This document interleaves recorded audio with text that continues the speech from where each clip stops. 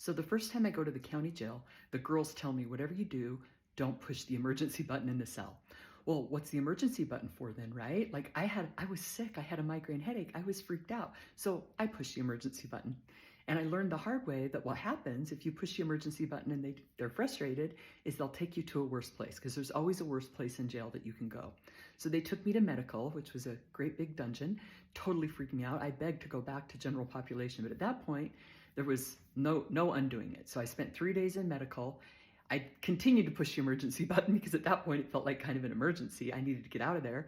And eventually they took me back to general population. So I learned, don't push the emergency button.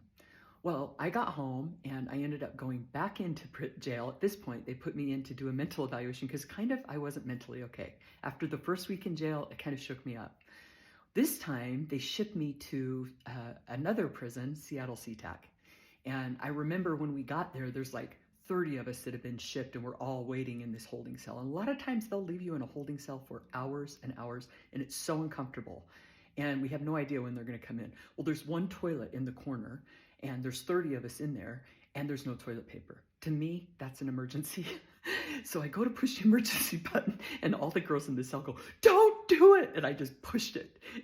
And they looked at me and they're like, what are you doing? I said, we need toilet paper. And they're like, that's not gonna help. The guy comes in, what do you need? I said, we need toilet paper. We don't have any toilet paper. He walks back out, nothing changes. I go to push the emergency button again and a girl pretty much tackles me. She's like, don't you dare push that emergency button. It will take twice as long to get the toilet paper if you push the emergency button. Turns out she was right.